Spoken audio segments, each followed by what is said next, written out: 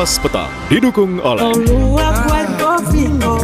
Kopi luwak, kopi nikmat, nyaman diminum.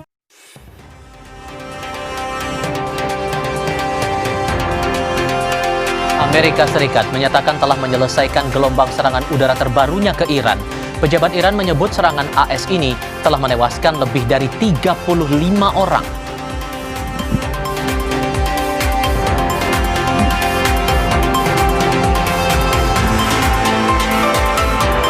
Menteri Pekerjaan Umum Dodi Hanggodo buka suara soal isu mutasi sejumlah aparatur sipil negara di Kementerian PU terkait bocornya surat perjalanan dinas ke Amerika Serikat.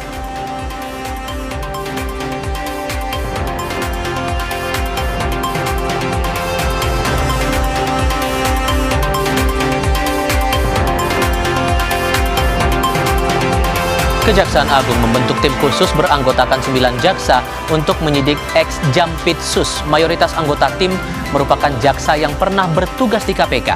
Apakah tim 9 bisa tuntas mengungkap kasus ini?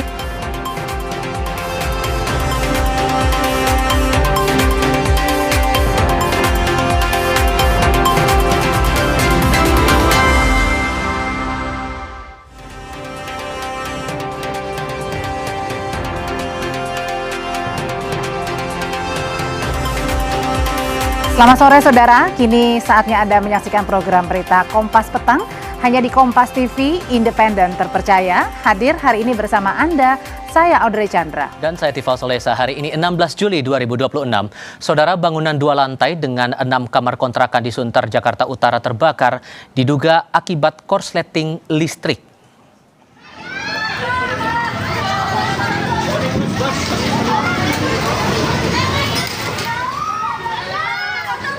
Kobaran api dan kepulan asap dengan cepat membesar hingga membakar sebuah bangunan 2 lantai. Api yang cepat membesar membuat warga yang ingin memadamkan kebakaran tidak berani mendekat.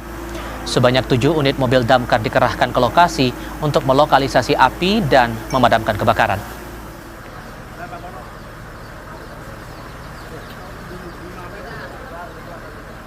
Kronologis kebakarannya diduga tadi dari pemilik yang mengatakan bahwa ada korsleting listrik di salah satu kontrakan atas sehingga terjadi penyalaan dan membakar sekitarnya sehingga atas kontrakan cukup lumayan habis.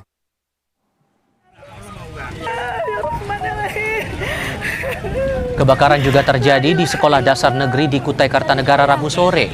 Kencangnya angin dan banyaknya material dari kayu membuat api cepat membakar bangunan. Tidak ada korban jiwa. Kerugian ditaksir mencapai ratusan juta rupiah.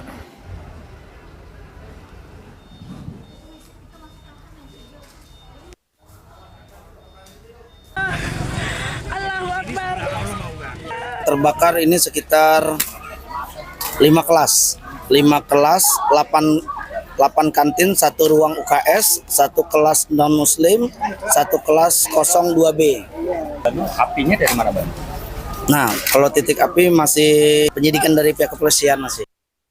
Saudara, 2 wisatawan asal Tiongkok tewas tenggelam saat melakukan aktivitas snorkeling di perairan Pulau Kelor, Labuan Bajo, Manggarai Barat, Nusa Tenggara Timur, Rabu kemarin.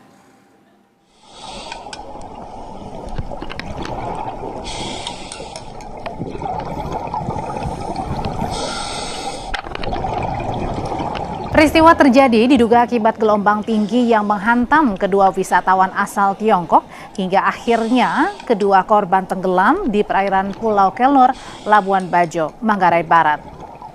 Sekitar 40 menit setelah dihantam gelombang, salah satu korban ditemukan dalam kondisi tak sadarkan diri. Tim SAR gabungan sempat memberikan resusitasi jantung paru, namun korban dinyatakan meninggal dunia setelah tiba di RSUD Komodo. Kini pencarian korban kedua dilanjutkan dengan penyelaman dan koordinasi bersama nelayan serta unsur potensi SAR lainnya. Korban akhirnya ditemukan meninggal pada kedalaman 23 meter, sekitar 0,21 mil laut dari lokasi kejadian.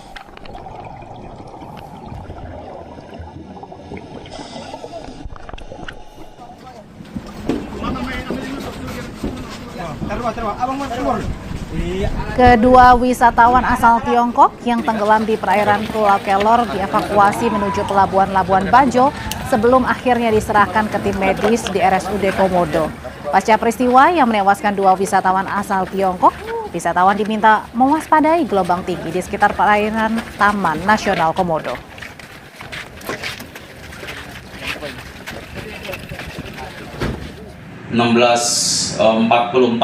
terima informasi bahwa satu korban kembali diketemukan dalam kondisi meninggal pada kedalaman 23 meter pada koordinat 8 derajat 32 menit 50,59 detik Sera. Dari rumah sakit bahwa satu korban yang awalnya ditemukan dalam keadaan selamat diinformasikan bahwa kondisi korban sudah meninggal. Jadi total korban diketemukan sebanyak 2 orang dalam kondisi meninggal. Kasus lainnya, Saudara, Fakultas Kedokteran Universitas Riau membenarkan dokter mahasiswa PPDS yang ditemukan tewas di Semak Belukar, samping RSUD Tengku Raffian Kabupaten Siak, adalah mahasiswanya. Korban merupakan mahasiswa semester 3 yang baru memulai program pendidikan dokter spesialis di Siak sejak 1 Juli 2026. Pihak Universitas Riau menyatakan akan memberi pendampingan hukum terkait kasus yang kini sedang diselidiki Satreskrim Polres Siak.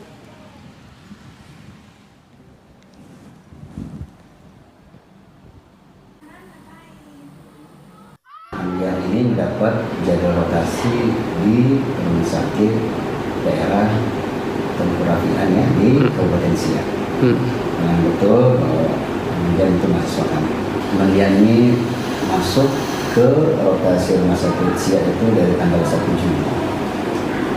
Jadi kurang lebih 2 minggu ya. Dari Universitas Riau ada program untuk didampingi. Itu pendampingan ini sesuai dengan bidangnya. Akan diserahkan ke Universitas Riau, umumnya diambil atau didelegasikan kepada kawan-kawan di Fakultas Hukum.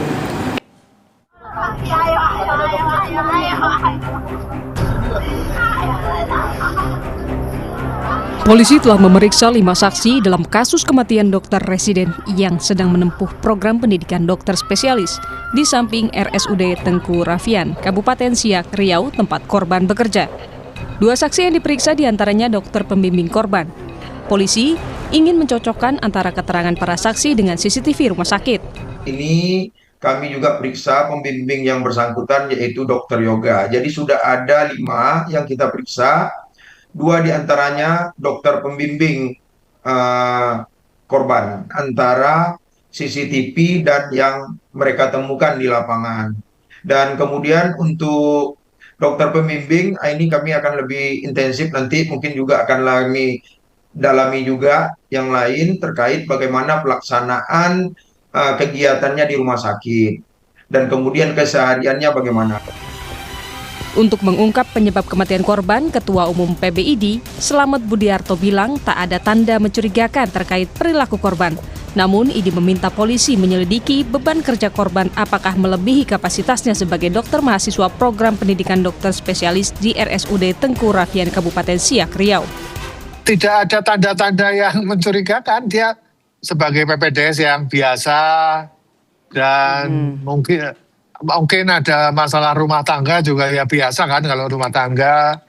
Kemudian secara overall dalam melakukan tugasnya di rumah sakit tersebut tidak punya masalah. Nah, itu yang kami lagi dalami. Apakah operasinya sedikit tapi beban kerja mengerjakan yang lain-lain berat. Itu kita masih on proses.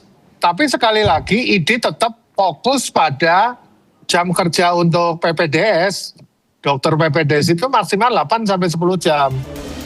Selain memeriksa CCTV, saksi dan mengumpulkan barang-barang di tas korban, polisi masih menunggu hasil pemeriksaan forensik untuk melengkapi penyelidikan dan mengungkap penyebab kematian korban. Tim Liputan, Kompas TV. Setelah ini, Saudara, kami hadirkan informasi dari Menteri Pekerjaan Umum Dodi Hanggodo yang buka suara soal isu mutasi sejumlah aparatur sipil negara di Kementerian PU terkait dengan bocornya surat perjalanan dinas ke Amerika Serikat.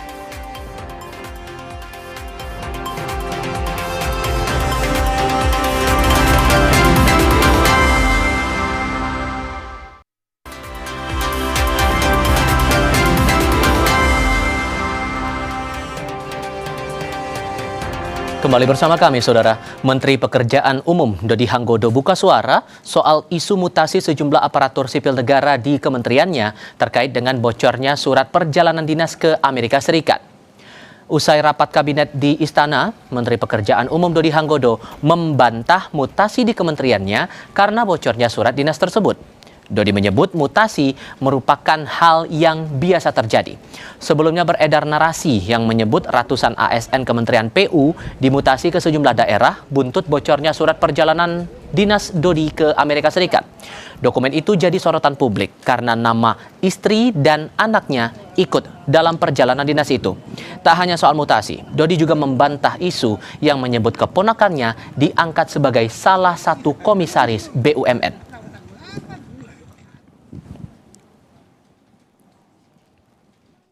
Terkait dengan bocornya surat Nggak ada. Kalau mutasi itu benar Pak? Mutasi kan biasa aja. Pegawai gue 38.600 bisa nggak boleh mutasi ya. Tapi berarti bukan karena isu yang surat bocor. Nggak ada. Pak yang komisaris jadi ponakan apa Pak? Bukan sayembara. Kalau lu bisa buktikan, gue kasih lumroh. Satu warga lu semua. Itu bukan ponakan apa Pak? Bukan sayembara tuh, gue kasih waktu sebulan. Berarti bukan ponakan Pak? Ya, lu pikir sendiri dah. Sebelumnya, Menteri PU Dodi Hanggodo jadi sorotan usai surat dinas ke Amerika Serikat bersama dengan istri dan anaknya tersebar di media sosial. Sekretaris Jenderal Kementerian PU saat itu, Apri Artoto menjelaskan, nama istri dan anak Menteri PU dalam surat dinas tercantum untuk keperluan pembuatan visa. Namun, biaya perjalanan dinas ke Amerika Serikat untuk keluarga menteri tidak menggunakan APBN, melainkan melalui dana pribadi.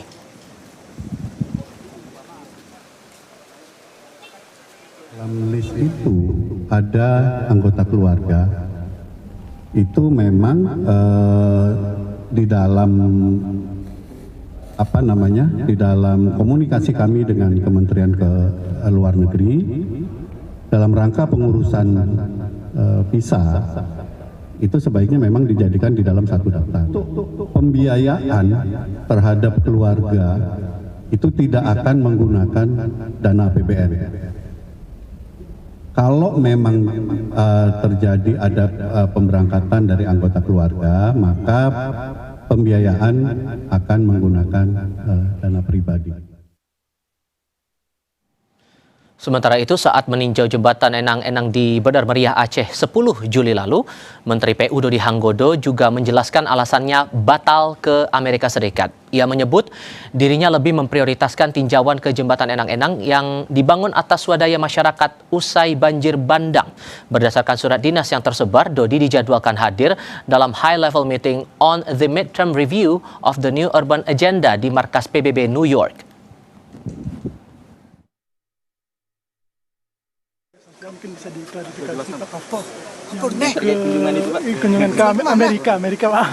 Enggak jadi kan lebih penting ke sini gua. Nah, artinya Penting ke enang-enang. artinya batal Pak ke sana. Batal. Bapak mau ke NTB nih sekarang? Enggak batal. Kalau ke Amerika batal karena saya lebih pentingkan ke enang-enang nanti kemudian ke Agam. Ya, luar biasa Pak. Daripada ke Enang-Enang bagusan, daripada ke sana bagusan ke Enang-Enang. Lagi saya udah berapa kali ke Amerika. Ayo Pak. Berarti soal surat itu gimana sih Pak? Menteri Pekerjaan Umum Dodi Hanggodo tengah menjadi sorotan publik terkait mutasi massal ASN di lingkungan Kementerian PU. Kebijakan ini memicu polemik karena beredar bersamaan dengan bocornya dokumen rencana perjalanan dinas Menteri PU beserta keluarga ke Amerika Serikat. Lebih lengkap saya akan bahas ini bersama Media Wahyudi Askar, Direktur Kebijakan Publik Selios. Mas Medi, selamat sore dengan Tifal di sini. Selamat sore, Mas. Hal apa yang Anda cermati dari respons dari Menteri PU tadi? Ya, saya kira ada persoalan etika yang sangat parah ya di antara pejabat publik kita. Karena dari tadi yang diulas ada hukum sebab akibat sebetulnya bahwa mutasi ini dari kesan publik ya tidak bisa dipisahkan dari kasus yang mencuat selama beberapa hari terakhir soal adanya kop negara yang di dalamnya ada kepentingan pribadi gitu. Jadi dari etika penyelenggara negara ada persoalan tentu saja. Saya hanya ingatkan juga berdasarkan regulasi, kop negara itu bukan milik pribadi. Jadi tidak bisa sekedar dimasukkan begitu saja, entah itu untuk pengurusan visa, termasuk juga untuk perjalanan ke luar negeri, memasukkan anggota keluarga itu tidak diperbolehkan. Karena lembar surat berkop negara itu kan membawa nama republik ya. Jadi penggunaannya semata-mata untuk kepentingan negara. Nggak boleh untuk kepentingan anak, saudara, kepentingan pribadi, dan lain-lain. Tapi kalau Jadi kemudian ini terkait dengan sudah- mutasinya, karena kan sudah disampaikan kepada wartawan itu tadi bahwa tidak ada kaitannya, bahkan itu haknya sebagai menteri melakukan mutasi itu tadi, Mas. Iya, tapi kan mutasi setelah ini terjadi kan publik bertanya ya, kenapa kemudian direspon dengan mutasi. Saya hanya berharap Bapak Ibu yang ada di Kementerian PU juga bersuara, ASN-ASN-nya. Kalau seandainya mutasi itu terjadi karena retaliasi ya, mutasi balasan atas dasar dugaan pelanggaran yang dilakukan ASN, maka sebetulnya kita bisa lihat kembali siapa yang melakukan pelanggaran. Apakah menterinya ataukah betul ASN-nya. Dan menurut hemat saya, dari apa yang menyebar isunya di publik, lagi-lagi sebetulnya semua balik ke regulasi.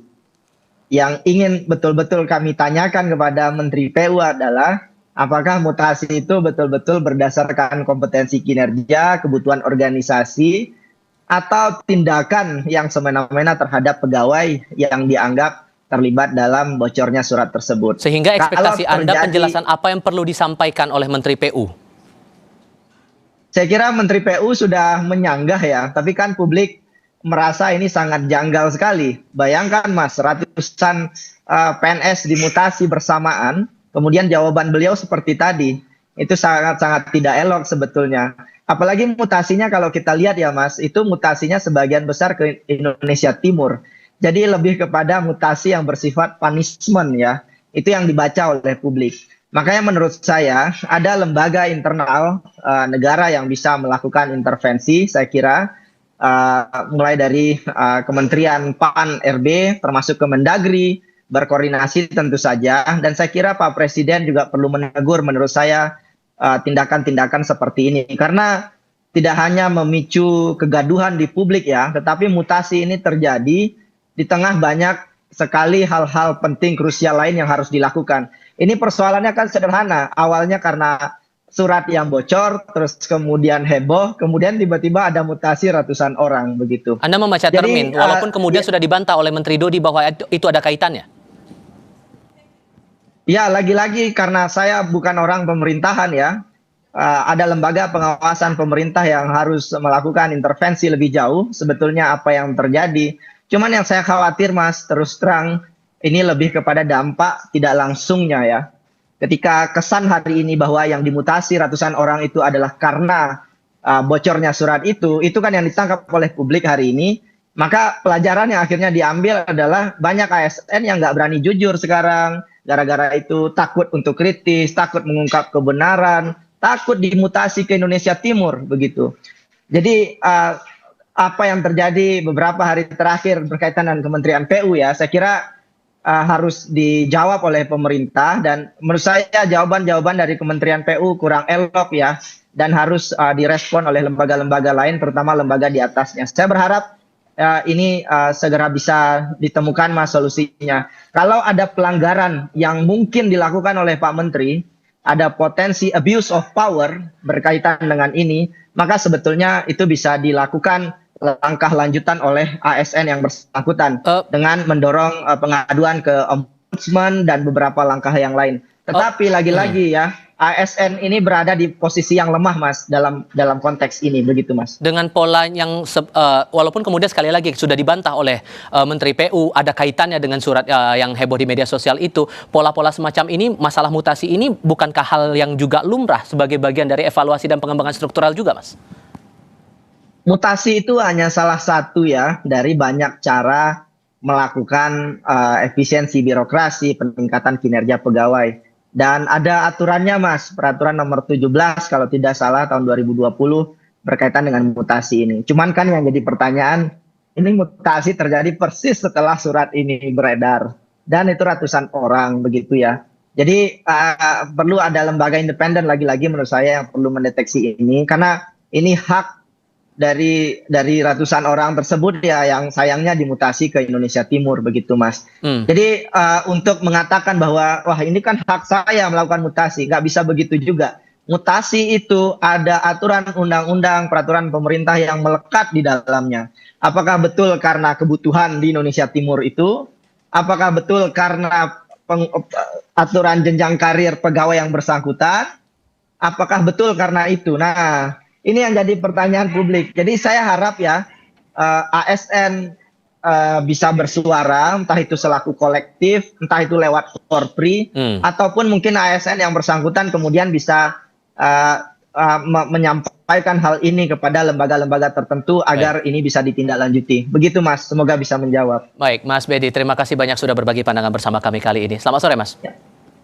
Selamat sore, Mas.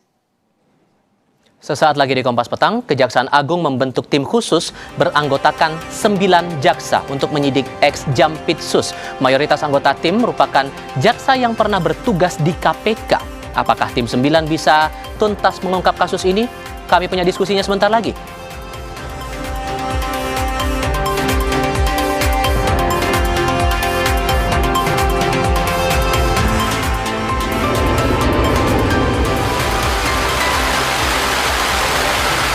Kami juga mencermati Amerika Serikat yang menyatakan telah menyelesaikan gelombang serangan udara terbarunya ke Iran. Pejabat Iran menyebut serangan Amerika ini telah menewaskan lebih dari 35 orang. Tetap di Kompas TV.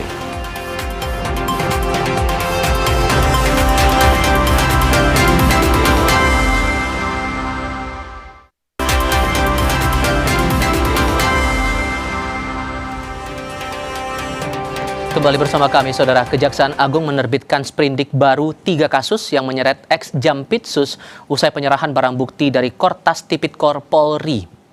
Usai menerima barang bukti dan berkas 3 kasus yang menyeret ex-Jampitsus, Kejaksaan Agung kemudian menerbitkan 3 sprindik baru untuk mengusut kasus dugaan korupsi tata kelola pasokan batubara PLTU, PT Asabri, dan PT Krakatau Steel. Kepala Pusat Penerangan Hukum Kejaksaan Agung, Anang Supriyatna, menyebut Kejaksaan Agung akan mempelajari berkas, barang bukti, dan tersangka yang ditetapkan oleh polisi di 3 kasus korupsi besar. Tentunya kan ini sprindik, kita sudah menunjukkan sprindik. Tersangka itu kan dikeluarkan dari sana ya. Nah tentunya kita pelajari, nanti penyidik ini kita buka, kita pelajari dulu. Berdasarkan barang-barang bukti yang ada juga sambil berlanjut ini, termasuk nanti kan kita belum menerima, ini yang baru kita terima kan dokumen-dokumen dan barang bukti, nanti juga tersangka kita terima. Yang jelas ya, kita akan mengecek dulu nanti dari barang-barang bukti, dari berita acara pemeriksaan yang berasal dari rekan-rekan penyidik Polri, termasuk barang buktinya, termasuk kan kita akan kita pelajari kelengkapan Polri materinya, nanti di situ. Usai menyebut penerbitan sprindik baru 3 kasus yang menyeret ex-Jampitsus, Kejaksaan Agung kemudian menegaskan status hukum ex-Jampitsus.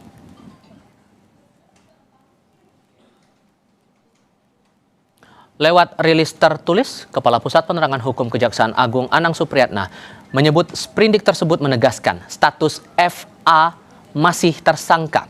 Hal itu didasari penetapan tersangka yang dilakukan sebelumnya oleh penyidik Kortas Tipikor Polri.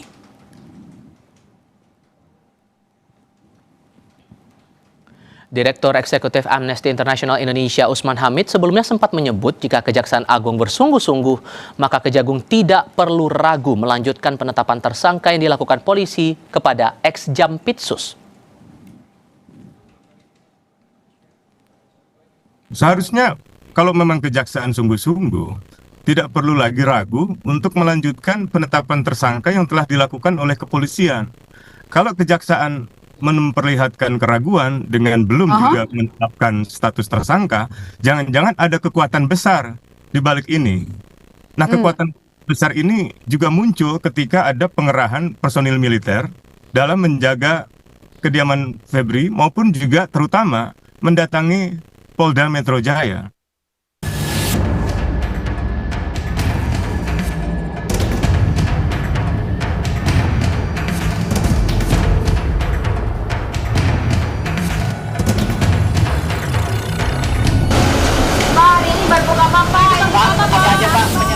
Kejaksaan Agung telah menerbitkan 3 surat perintah penyidikan atau sprindik baru atas 3 perkara dugaan korupsi yang menyeret mantan Jampitsus Febri Adriansyah. Menyusul 3 sprindik baru itu, Kejagung langsung membentuk tim khusus beranggotakan 9 jaksa untuk menyidik ex-Jampitsus Febri. Mayoritas anggota tim merupakan jaksa yang pernah bertugas di KPK. Di antaranya, Inspektur Keuangan II pada Jaksa Agung Muda Bidang Pengawasan Agus Salim, Kepala Kejaksaan Tinggi Sumatera Muhibudin, Kepala Pusat Manajemen Penelusuran dan Perampasan Badan Pemulihan Aset Kejagung Katarina Mulyana Girsang. Dalam sprindik baru, kami terbitkan makanya sprindik yang sifatnya khusus, kita bentuk tim khusus. Ini terdiri dari 9 orang. Yang jelas sebagian besar penyidik-penyidik ini yang berasal mantan alumni KPK. Jaksa-jaksa yang pernah bertugas di KPK. Kurang lebih 9 orang. Merespons pembentukan tim penyidik khusus oleh Kejagung, pakar hukum pidana menilai profil anggota tim 9 yang dipilih tidak sedang menangani kasus yang sedang digali Jampitsus saat ini. Namun, demi menjaga kepercayaan publik, tim 9 diharapkan bisa mendalami asal-muasal barang bukti yang telah disita lebih dulu oleh tim gabungan Polri, khususnya 74 kg emas batangan. Sebagai jawaban, ini penyidik senior semua yang saya lihat. Senior semua. Sehingga penyidik-penyidik ini yang tidak terkait dengan perkara-perkara yang ada di Jampitsus sekarang. Apakah emasnya itu asli? Kalau karatnya berapa? Gramnya berapa? Ingat loh, barang bukti jangan sampai tercacar loh Mas. Termasuk uangnya. Karena era sekarang kan banyak hal yang kadang-kadang ternyata tidak seperti yang kita harapkan. Itulah sebagai bentuk tanggung jawab penyidik untuk bisa mengungkapkan kembali, menjelaskan bahwa bukti itu ada relevansinya dengan kejahatan yang sekarang disidik. Apakah itu kaitannya pemerasan, apakah itu gratifikasi. Kan? Di sisi lain, pakar hukum tata negara melihat kasus korupsi dan dugaan pencucian uang yang melibatkan mantan Jampitsus Febri syarat muatan politik, sehingga penanganan perkaranya harus benar-benar mendapat pengawalan lembaga di luar Kejagung. Pertemuan-pertemuan yang dilakukan oleh Pak Prabowo dengan Kapolri, dengan Menhan, dengan Jaksa Agung. Nah, ini yang kita mesti baca nih. Perubahan-perubahan dari mau ditetapkan tersangka, terus kemudian tidak jadi waktu hari Jumat, kemudian dilimpahkan ke kejaksaan. Kita harus bacanya dengan helikopter view nih. Bahkan ketika Pak Sahroni dan kawan-kawan di DPR ingin membentuk tim seperti ini, saya kira publik boleh skeptis ya, karena sekali lagi ini highly political. Sebelumnya, kasus dugaan korupsi dan TPPU yang melibatkan nama orang nomor 2 di Kejaksaan Agung itu didorong agar penyelidikannya sepenuhnya dilakukan oleh KPK demi menghindari tekanan konflik kepentingan di lingkungan Kejagung. Namun, Kejagung bersikukuh menjamin tim khusus bentukannya bisa bekerja profesional. Tim Liputan Kompas TV. Terpilihnya 9 penyidik jaksa yang pernah bertugas di KPK seakan menjawab keraguan publik atas independensi Kejaksaan Agung dalam mengusut kasus korupsi mantan Jampitsus. Mampukah ke-9 penyidik khusus ini mengusut tuntas 3 kasus korupsi dan TPPU atas tersangka Febri? Kita akan bahas ini bersama mantan Kepala PPATK Muhammad Yusuf dan peneliti Pukat UGM Zainur Rahman. Assalamualaikum semuanya, selamat sore dengan Tifal di sini. Waalaikumsalam Mas. Selamat sore. Terima kasih semua sudah bergabung dalam diskusi kami kali ini. Mas Zainur, sudah ada tim 9 bentukan Kejaksaan Agung, disebut ini mayoritasnya adalah bekas jaksa KPK. Ini menjadi hal yang melegakan buat Anda atau ini justru jadi bagian yang meredam kritik yang muncul selama ini dari pengusutan kasusnya? Ya, saya lihat itu upaya untuk meyakinkan publik ya. Tapi mohon maaf kalau saya pribadi tetap belum yakin. Bagian mana tuh? Dulu memang mereka bertugas di KPK. Sekarang mereka bertugas di mana? Mereka tetap merupakan bagian dari institusi kejaksaan. Mereka bekerja dan bertanggung jawab kepada kejaksaan. Potensi konflik kepentingannya masih tetap sangat besar. Jadi yang kita persoalkan dari awal tidak sekadar apakah tim penyidikan yang akan dibentuk itu mampu untuk membuktikan sangkaan yang kemarin sudah disematkan oleh kepolisian terhadap FA, tetapi juga bagaimana keharusan untuk membongkar jejaring FA di dalam tubuh kejaksaan itu sendiri. Korupsi sebagai organized crime, kejahatan yang terorganisir, jarang dilakukan sendiri. Sehingga kalau pengungkapnya, penyidiknya tetap berasal dari internal kejaksaan itu sendiri, maka konflik kepentingan susah untuk dihilangkan, setidak-tidaknya dari sisi persepsi publik. Yang kedua, Mas Tifal, menurut saya juga ini perkara dari awal sudah sangat problematik. Sekarang ada sprindik baru dari kejaksaan. Pertanyaan kami, terus kemudian sprindik yang dikeluarkan oleh kepolisian itu nasibnya bagaimana? Kalau seperti FA ini sudah ditetapkan sebagai tersangka oleh polisi, sekarang katanya ditetapkan tersangka juga oleh kejaksaan, apakah seseorang itu artinya disematkan dua status tersangka? Tentu itu tidak mungkin, ya. Atau misalnya sekarang ada sprindik untuk perkara yang sama oleh kejaksaan, sebelumnya ada sprindik yang sama oleh kepolisian. Apakah sprindik di kepolisian itu tetap hidup atau sudah dihentikan? Sehingga lazim nggak praktik itu? Sorry saya potong, karena begini Mas, kalau kita lihat alurnya, saat itu ditangani oleh polisi, si FA-nya belum diperiksa tapi kemudian sudah berstatus tersangka, lalu kemudian kasus dilimpahkan atau diserahkan, diambil alih ke Kejaksaan Agung, dan sekarang diterbitkan sprindik baru. Lazim nggak praktik seperti itu? Sama sekali tidak lazim, ya. Mau dicarikan dasarnya di undang-undang apa, pasal berapa, tidak bakalan ketemu. Karena itu memang aneh, menyerahkan perkara di tengah jalan di proses penyidikan. Kalau sudah P21 dituntut oleh kejaksaan, ya itu yang betul sesuai dengan KUHP.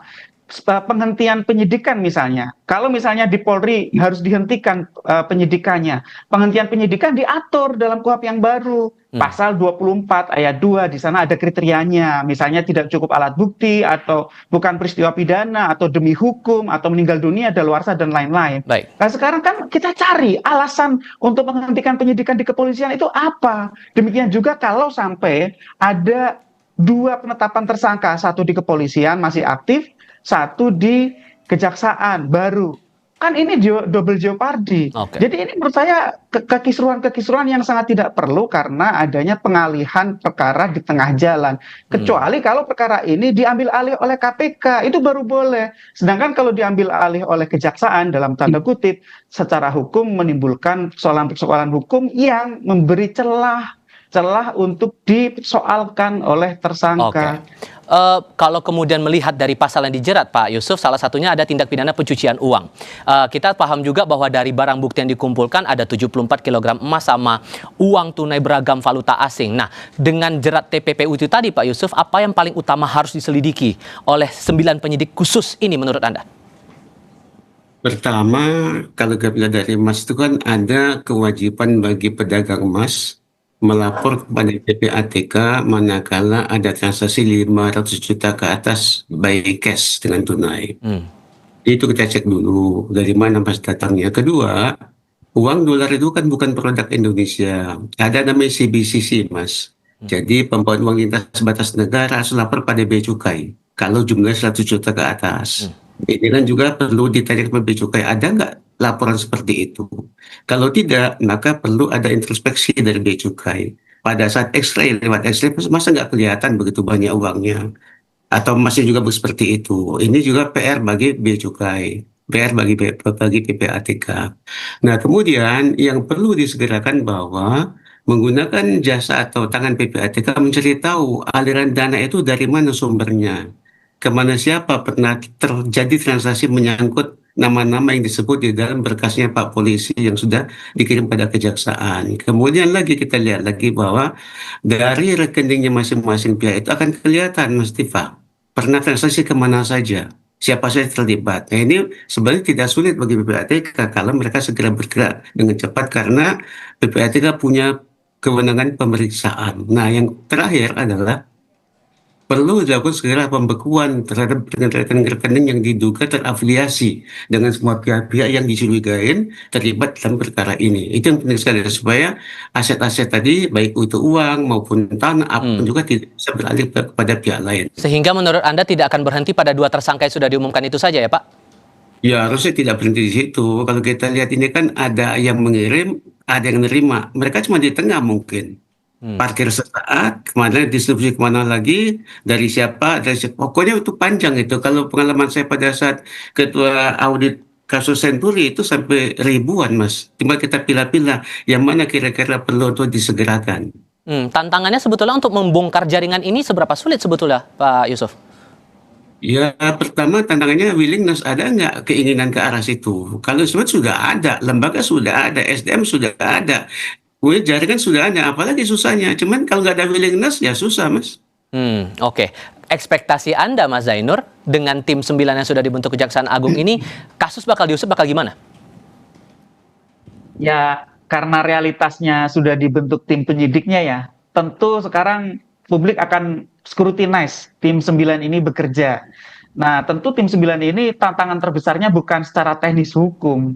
Kalau dari sisi kemampuan mereka di dalam penegakan hukum sebagai penyidik, sebagai penuntut umum sama sekali tidak diragukan. Ini kan JPU senior ex KPK ya. Dulu mereka di KPK bertahun-tahun. Bahkan saya masih ingat nama-nama itu gitu ya. Tetapi kan bagaimana kemudian mereka harus benar-benar bekerja ya dengan sungguh-sungguh dan mampu melawan segala bentuk tekanan. Ya, ini kan tantangannya bagaimana mengungkap jejaring di internal institusinya sendiri. Dan itu tidak akan mudah. Kemungkinan akan bertemu dengan ex atasannya, koleganya, bawahannya, akan bertemu dengan teman-temannya. Itu adalah tantangan-tantangan yang tidak mudah, sehingga memang ini butuh pihak lain. Idealnya diambil alih oleh KPK, tapi kan itu sepertinya tidak mungkin terjadi ya untuk konteks saat ini. Maka supervisi dari KPK itu juga sangat dibutuhkan. Termasuk pengawasan dari sisi DPR RI untuk memastikan bahwa proses ini berjalan itu juga perlu. Tetapi setidak-tidaknya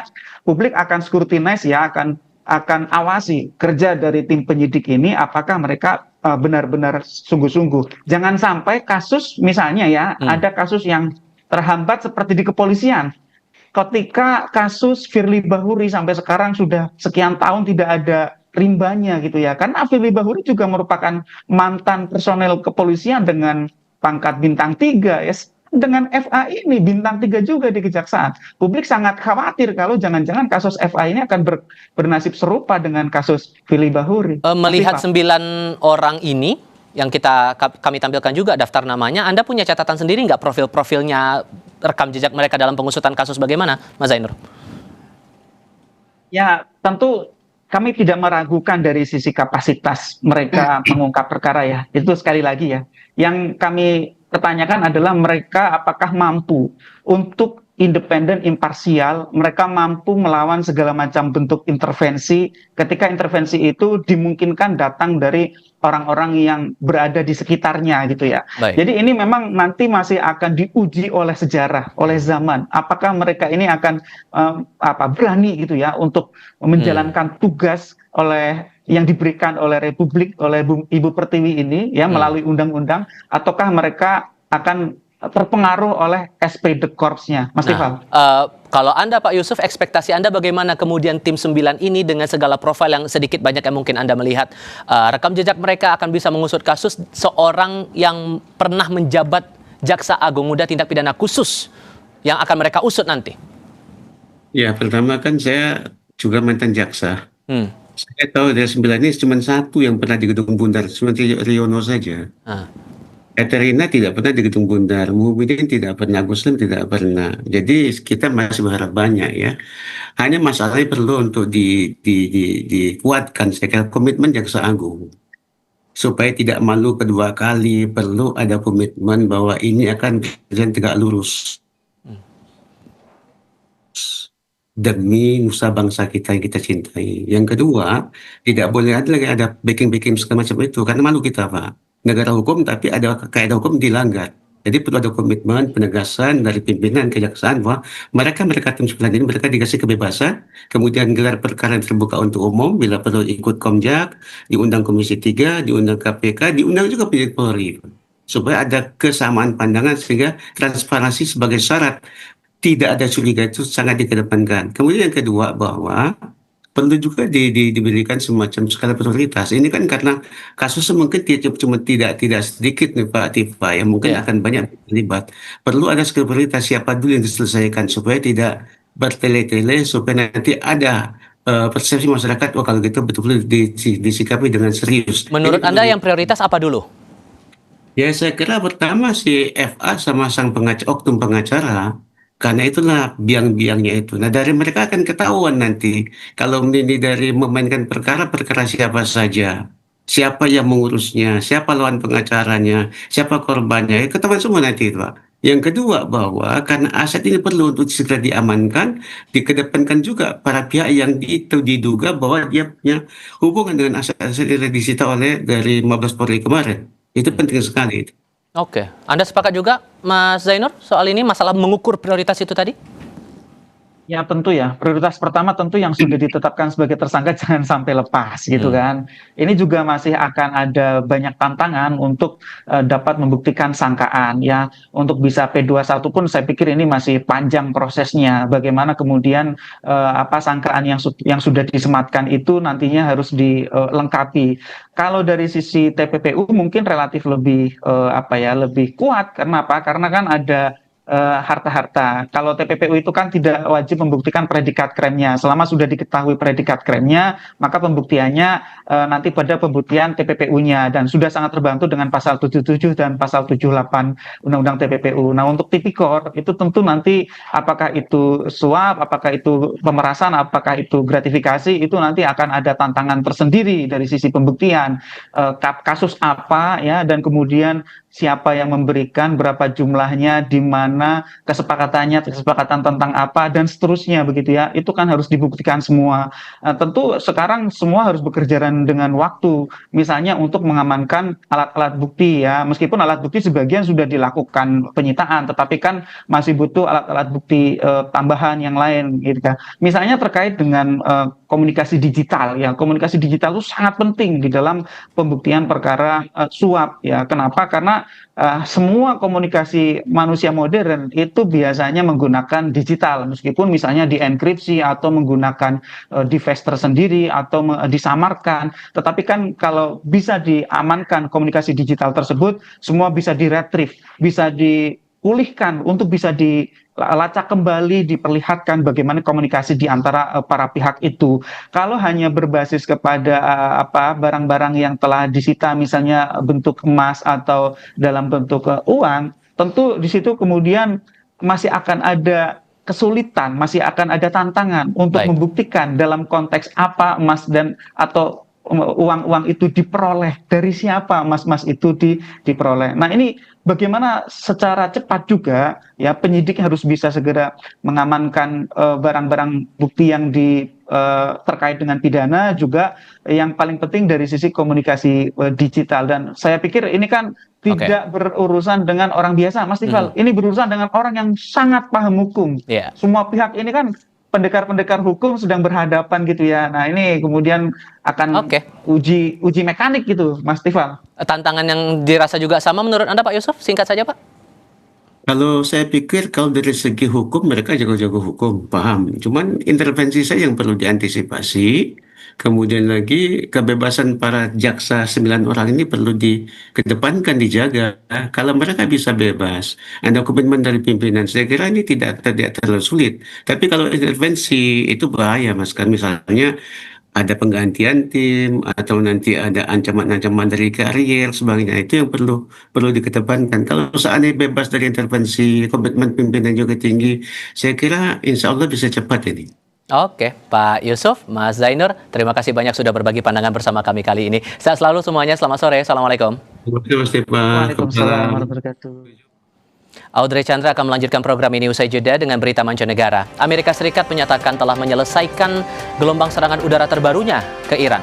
Pejabat Iran menyebut serangan Amerika Serikat ini telah menewaskan lebih dari 35 orang.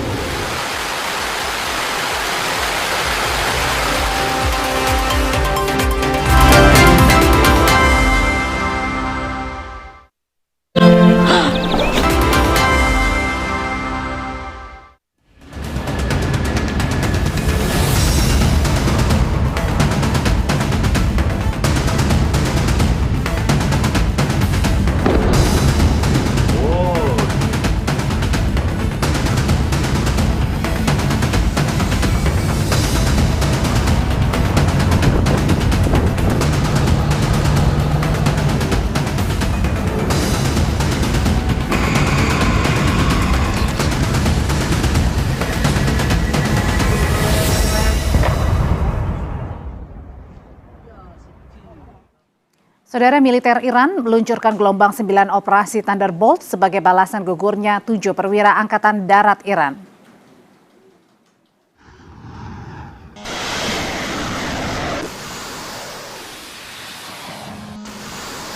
Drone-drone kamikaze diluncurkan menyasar radar, sistem komunikasi hingga depot bahan bakar di pangkalan Al-Azraq, Yordania.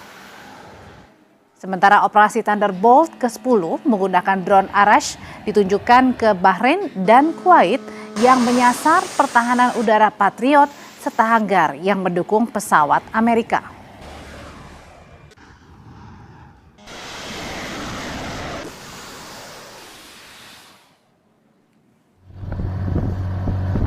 Di tengah meningkatnya eskalasi konflik Iran dan Amerika di Selat Hormuz, media Iran melaporkan ada sebuah kapal kargo yang tenggelam di Selat Hormuz setelah tabrakan dengan kapal lain. Video ini saudara direkam dari speedboat yang melewati kapal Luni berbendera St. Kitts dalam kondisi sebagian badan kapal terendam. Sementara untuk bagian tengahnya ini mengalami patahan hingga kapal terbelah dua. Ini saudara terjadi saat kapal sedang berlabuh di perairan dekat Bandara Abbas, Iran. Otoritas Iran bilang 23 awak kapal berhasil dievakuasi dengan selamat setelah kapten mengeluarkan perintah evakuasi darurat ketika kapal mulai kemasukan air. Seluruh awak kemudian dipindahkan ke Pulau Kesp dan dilaporkan dalam kondisi sehat.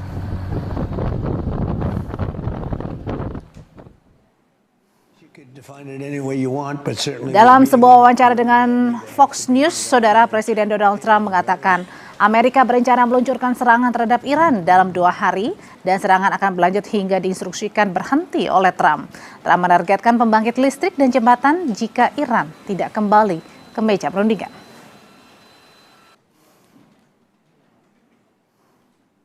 Literally 2 days ago we had a deal. And then they broke it at the last moment. They broke, but we're going to hit them very hard tonight. We're going to hit them very hard tomorrow night. We're going to hit them very hard the night after. And then next week it gets really bad for them because next week comes the power plants. Next week comes the bridges. We're going to knock out all their power plants. We're going to knock out all their bridges unless they get to the table and negotiate. Iran, saudara, memasang papan reklame dengan ilustrasi yang menggambarkan Presiden Amerika Serikat Donald Trump tergeletak di peti mati, dipasang di alun-alun Engelab, Teheran. Poster serupa menunjukkan Trump dan anggota keluarganya di peti mati telah dipasang di lokasi lainnya di ibu kota. Di dekat lokasi itu ada monumen yang menunjukkan kepalan tangan mendiang pemimpin tertinggi Ayatollah Ali Khamenei. Para pejabat Iran telah bersumpah untuk membalaskan dendam kematiannya.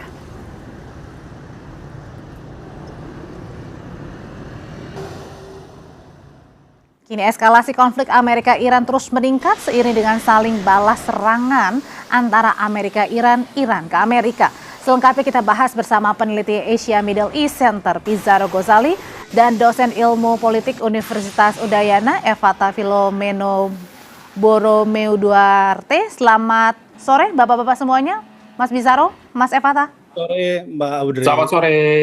Saya mau ke Mas Pizarro dulu. Mas Pizarro, ini kan radar, kemudian sistem komunikasi hingga konsulat Amerika jadi sasarannya Iran. Sebenarnya bagaimana sih sekarang Iran memetakan serangannya ke Amerika kali ini? Ya, pertama kalau kita lihat ini memang tidak lepas dari semakin buntunya negosiasi perdamaian ya, pasca Amerika Serikat melakukan serangan kepada Iran di tengah pemakaman Khamenei. Cuma kalau kita lihat ya Mbak Audrey ya, pola serangan dari Iran saya lihat itu agak monoton seperti itu. Dia melakukan serangan kepada Bahrain, kepada Kuwait dan Yordan yang sebenarnya itu lokasi yang sama yang udah pernah diserang berkali-kali seperti itu. Itu kenapa kemudian Amerika Serikat sangat yakin untuk terus melakukan bombardir. Dan kalau kita lihat pola Amerika itu kan dia membombardir itu wilayah-wilayah strategis itu, wilayah Selat Hormuz gitu ya, atau wilayah-wilayah maritim, pelabuhan yang strategis. Dan ini yang kemudian kenapa saya lihat Amerika Serikat, Donald Trump masih sangat percaya diri untuk melakukan serangan yang sangat membabi buta kepada wilayah Iran gitu. Dan ini menurut saya pola serangan dari Iran ini sudah sedikit agak terbaca dari Amerika Serikat ya. Dan bahkan kalau kita lihat itu lebih mudah agak ditangkis oleh Amerika Serikat. Tentu serangan ke beberapa fasilitas Amerika di Bahrain, di Kuwait itu kan udah pasti dipasang sistem early warning ya dari Amerika Serikat gitu. Jadi ini menurut saya masih sekedar jual beli serangan, dan kemudian memang kalau kita lihat tampaknya Amerika Serikat sedang bersiap untuk melakukan serangan yang lebih besar kepada wilayah Iran, karena dia menargetkan untuk mengambil alih Selat Hormuz ya, tidak lagi kemudian di tangan Iran. Mereka mencoba untuk melakukan kerjasama nanti mungkin saja dengan Israel ya, untuk kemudian Iran benar-benar melepas Selat Hormuz. Tapi tentu ini tidak mudah, karena Iran kan pasti dia akan melakukan segala macam cara untuk tetap mempertahankan Selat Hormuz. Apalagi kan kalau kayak Galibaf ya udah mengatakan kami akan mencabut diri dari MOU, karena selama Amerika Serikat terus melakukan pelanggaran MOU yang ada di sana gitu. Jadi menurut saya memang sekarang kembali kepada titik nol, Mbak Audrey, sebelum 28 Februari. Ini sebenarnya balik lagi dengan eskalasi yang terjadi sekarang ini, apakah kembali sebenarnya Amerika menginginkan Iran untuk kembali ke meja perundingan?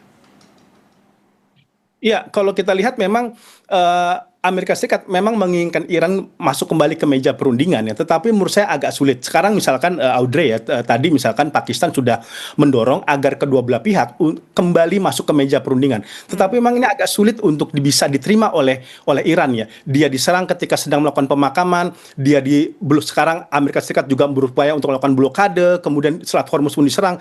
Akan sangat sulit menyeret kembali Iran ke meja perundingan karena dia mengalami pelanggaran MOU berkali-kali ya, dan tentu ini membuat Iran akan sangat sulit. Apalagi yang terbaru, Audrey, kita mengetahui ya bahwa Iran sekarang udah mengajukan RUU untuk kemudian melakukan kendali penuh kepada Selat Hormuz gitu. Ini yang akan menjadi sangat sulit.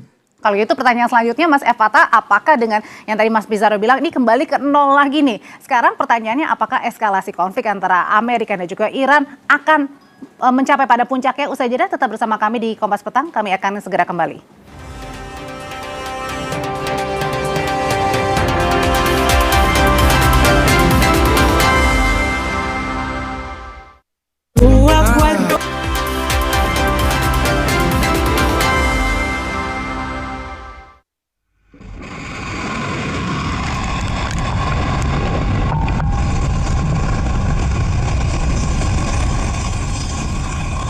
Mas Evata, kalau tadi mengutip pernyataan dari Mas Bizarro bilang katanya ini mulai dari nol ya, ibarat kata kemarin ini udah panas dingin, sekarang mulai dari nol lagi. Nah pertanyaannya, apakah eskalasi kedua negara ini yang sedang berkonflik akan memuncak kali ini?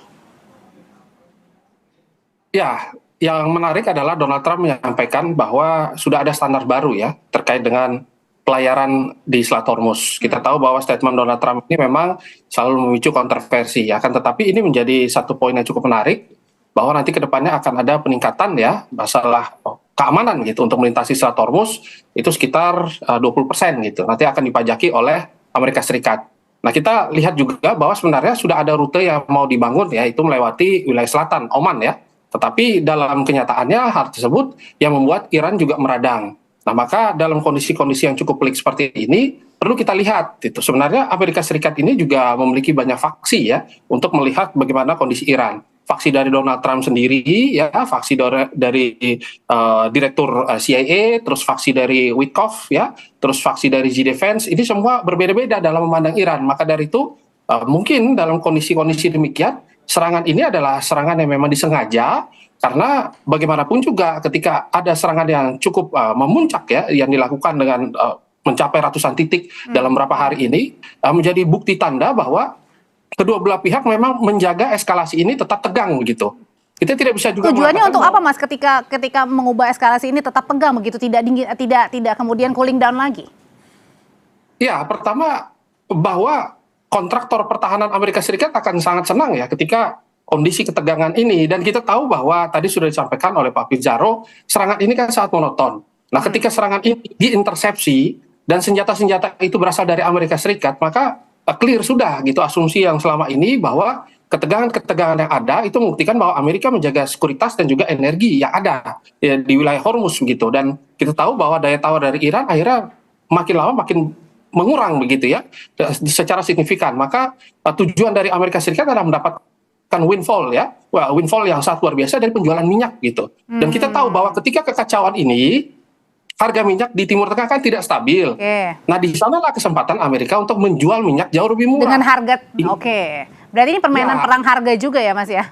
Iya begitu. Kalau Amerika kemarin tidak melakukan serangan, maka akan sangat sulit mereka mengatrol lagi dan menjaga stabilitas dan juga kepentingan mereka itu sendiri. Saya lihatnya demikian. Oke, kembali ke Mas Bisaro. Mas Bisaro, kalau kita lihat Trump ini kan sering kali mengubah-ubah opsi ya, dari diplomasi kemudian kembali ke operasi militer. Sekarang katanya ya terserah saya begitu untuk melakukan stop atau berhenti begitu. Nah sebenarnya apa sih yang sedang dilakukan exit plan dari Amerika ini dengan mengubah opsi, buat bingung Iran nggak nih, buat bingung dunia nggak? Audrey, saya lihat Amerika itu udah ngebaca psikologis Iran. Di Iran ini sedang terjadi friksi di antara faksi diplomatiknya dengan faksi RTC gitu. Jadi tampaknya ini kenapa kemudian Donald Trump sangat confident melakukan serangan dari Iran, karena kita lihat ya ada beberapa perbedaan juga di internal Iran. Misalkan nanti menlunya Iran Abbas Araghchi, dia sudah sepakat MOU untuk kemudian Selat Hormuz tetap terbuka gitu. Tetapi kemudian nanti itu dianulirkan sama IRGC bahwa Selat Hormuz tetap terbuka tapi itu di bawah kendali Iran gitu.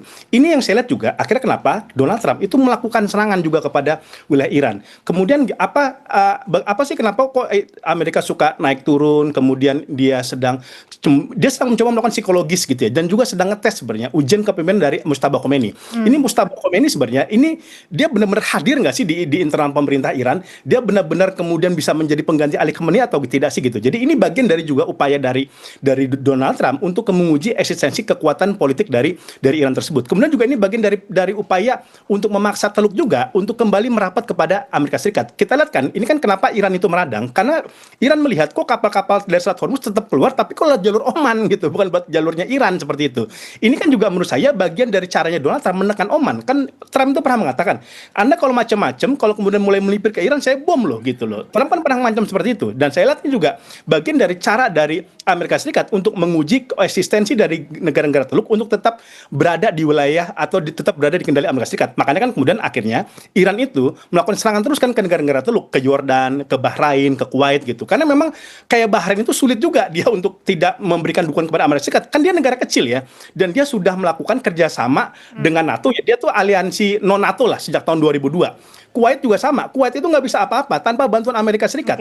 Kuwait itu kan diselamatkan dari invasi Irak dari Amerika Serikat gitu dah. Ini juga akhirnya membuat situasi di kawasan Teluk ini kembali meradang, dan bukan tidak mungkin Iran itu kembali melakukan serangan terus-menerus kepada wilayah Teluk. Tapi sekali lagi ya, kalau polanya monoton, konvensional seperti ini, menurut saya itu dengan cepat mudah gampang dibaca ya. Oke, kalau gitu pertanyaan berikutnya Mas Efata, kalau gitu makin jauh dengan kata diplomasi nih, kembali ke meja perundingan, sangat jauh sekali.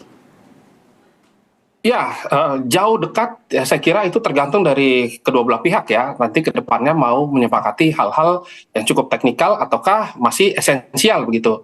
Kita bisa lihat ya bahwa di hari ini juga bisa kita katakan bahwa negosiasi ini sudah mati gitu, dan sudah disampaikan ya dari Kemlu Iran bahwa tidak akan ada negosiasi lanjutan. Karena melihat bahwa dari jalur pelintasan yang dilakukan selama ini ya, kesepakatan dalam MOU tersebut juga sama sekali tidak ada poin-poin yang disepakati begitu. Baik dari sisi bagaimana nanti pengelolaan pertahanan, terus juga nanti ke depan terkait dengan masalah-masalah yang cukup teknis yaitu nuklir. Dan kita juga melihat bahwa Donald Trump sempat juga menyampaikan ya di tanggal 15 Juni bahwa kesepakatan tersebut sudah berakhir begitu. Tetapi dia juga mengatakan bahwa dia sangat ingin. Maka pasang surutnya ini bisa kita lihat sebenarnya karena ada ketidakcocokan kepentingan inti ya dari kedua belah pihak begitu. Amerika ingin terus membongkar ya situasi politik dalam negeri Iran ya, program nuklir Iran, dan juga mereka sudah tahu bahwa Selat Hormuz kali ini itu menjadi sangat sulit untuk dipegang sendirian oleh Iran. Dan kita melihat bahwa tidak ada pihak ketiga yang benar-benar masuk ya dan juga memberikan dukungan. Sehingga perang ini menjadi sportif karena semua juga dalam kondisi yang sama-sama terkunci ya. Kita lihat bahwa Amerika bukan hanya menyerang wilayah Timur Tengah, tetapi juga mengunci wilayah Indo-Pasifik begitu. Jalur perdagangan ke Cina, dan kita tahu kan bahwa sebenarnya kemarin ketakutan terbesar adalah ketika negara-negara besar ini masuk gitu dan juga menjadi pemain tambahan gitu. Kekuatan dari Iran nyatanya tidak ada. Nah ini maka, dan ditambah Iran juga mengalami krisis kepercayaan. Jadi situasi-situasi yang cukup pelik dia. Oke, Mas Efata, ini kan kalau sekarang ini kan Israel nampaknya mencoba kembali ikut begitu ya, ikut meramaikan lah permasalahan yang ada dengan cara merekrut Ahmadinejad. Nah, tapi kemudian juga Ahmadinejad ini muncul bersama dengan petinggi IRGC. Sebenarnya sedang dibaca situasinya sedang apa yang saat ini sedang dilakukan Israel dan Iran di sini? Ya, justru di titik ini itu kita bisa melihat bahwa operasi intelijen ya dari Israel itu sendiri menyampaikan bahwa memang sudah harus ada ya titik terang itu dari konflik dan eskalasi ini. Kita tahu bahwa ke depannya juga eskalasi dan konflik yang terjadi kali ini juga nanti akan merugikan Israel sendiri. Karena bagaimanapun juga hal-hal tersebut nanti ke depannya malah jadi tidak terkendali. Maka ketika Israel itu muncul ya dengan menggandeng beberapa tokoh dan juga mereka menyampaikan mampu melakukan diplomasi secara back channel dan lain sebagainya, menjadi tanda bukti bahwa sebenarnya komunikasi tidak langsung ini tetap berjalan dengan baik begitu. Dan hal tersebutlah yang nanti mau ditunjukkan kepada dunia, bisa saja akan ada pengumuman bagaimana nanti ke depannya terkait dengan masalah-masalah yang tidak selesai ini. Dan masalah-masalah yang tidak selesai ini nanti ke depannya akan menjadi satu poin ya yang akan dipegang oleh seluruh pihak. Salah satunya adalah upaya untuk menyelesaikan konflik. Dan kita tahu bahwa serangan-serangan kali ini ya itu juga tidak lepas karena dorongan kuat dari Israel itu sendiri. Dan Israel tahu bahwa titik batasnya itu haruslah menggandeng politisi-politisi dan juga mereka harus menyampaikan secara gamblang ya kepada dunia bahwa sebenarnya semua pihak juga sudah berada pada titik emas ya, bahwa kita tahu bahwa ending ujung ini adalah saat dimana harus ada yang kalah begitu. Dan inilah yang sebenarnya ingin mau disampaikan ya. Tampaknya demikian. Oke, kalau gitu dengan endingnya yang pengen menginginkan semuanya menang atau ada yang ingin menunjukkan siapa yang kalah, pertanyaannya sampai kapan ini Mas Efatah? Mas Bizarro maksud saya? Ya, menurut saya sekarang kita udah nggak bisa lagi berpatok pada MO yang dibikin di Pakistan. Karena kedua belah pihak tampaknya udah nggak mempercayai itu. Ada jalan tengah, Audrey, menurut saya, untuk bisa menengahi masalah ini semua agar kedua belah pihak merasa menang gitu. Ini kita fokuskan aja pada Selat Hormuz gitu. Misalkan kan gini, Iran itu tetap mengklaim dia maunya lewat jalur utara, sedangkan Amerika Serikat maunya di jalur Oman. Nah, ini ada jalan tengah yang bisa dipakai melalui jalur tengah di Selat Hormuz. Seperti itu. Kan Selat Hormuz itu ada jalur utara, jalur selatan, jalur tengah. Dan ini mungkin bisa dipakai agar kedua belah pihak bisa mengklaim kemenangan. Tetapi tetap jalur tengah ini bisa dipakai untuk lalu lalang Selat Hormuz tetap dengan berkoordinasi dengan Iran. Agar Iran itu juga merasa tidak ditinggalkan dari kesepakatan di Selat Hormuz ini. Tetapi selain kalau negara-negara Teluk juga agar juga tidak tinggalkan, tetap juga berkoordinasi kepada GCC, Dewan Kerjasama Teluk. Saya kira ini jalan win-win solution, Audrey ya, agar kemudian eskalasi ini bisa mereda tanpa kedua belah pihak itu merasa ditinggalkan, tanpa kedua belah pihak tetap merasa tidak terkalahkan, tidak kalah gitu. Tinggal kemudian apakah mau Amerika, Iran dan negara-negara Teluk itu mau kemudian menyepakati jalur ini semua. Dan menurunkan gengsi ya, tapi nggak tahu nih siapa yang mau menurunkan ya. Terima kasih Mas Bizarro untuk ulasannya, Mas Efatah. Terima kasih. Selamat sore Bapak-bapak. Terima kasih Mbak. Tetap bersama kami di Kompas Petang. Tim Tango Argentina kembali menjejakkan kaki ke final Piala Dunia usai menyingkirkan Inggris 2-1.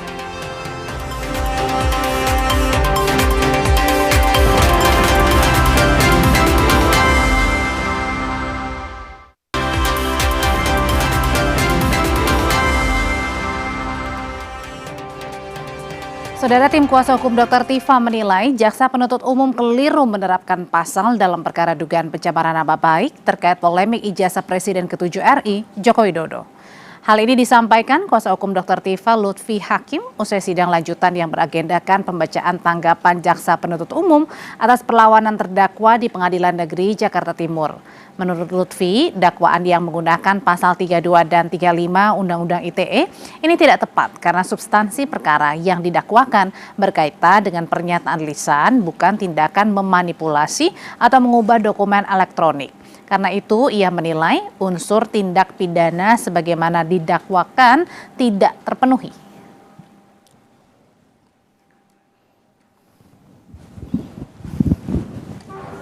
Sementara dari sidang pra-peradilan Roy Suryo yang berlangsung di Pengadilan Negeri Jakarta Selatan hanya mengagendakan penyerahan dokumen kesimpulan dari pihak pemohon dan termohon. Dalam kesempatan ini, Roy merespon soal ijazah yang dilaporkan seseorang ke Polres Jakarta Selatan. Roy tegaskan ijazah yang ia miliki adalah dokumen asli dan siap dipertanggungjawabkan. Ijazahnya siapa? Ijazah saya, bagus, bagus. Jadi kalau laporkan ijazah saya, berarti dia sama itu mungkin si anu ya, si yang mau membakar Kejati itu. Ini ijazah asli saya. Kopi. Itu resmi. Ini kopi dari asli. Jadi artinya sah resmi Universitas Negeri Jakarta sudah kemudian menyerahkan dan tidak ada kesalahan apapun. Karena saya hanya mungkin kalau dikatakan salah nggak salah. Saya hanya kemudian baru mengambil ijazah kemarin. Dan saya mengambil itu kemarin setelah UNJ itu digeruduk ya oleh rombongan yang nggak jelas yang punya legal standing. Terima kasih untuk kebersamaannya menyaksikan Kompas Petang. Saya pamit Audrey Chandra, tapi Tifal akan kembali bekerja lagi ya. Karena sebentar lagi saya dan my sister Tarigan akan bersama Anda dalam Sapa Indonesia Malam. Jadi tetap di Kompas TV, independen, terpercaya.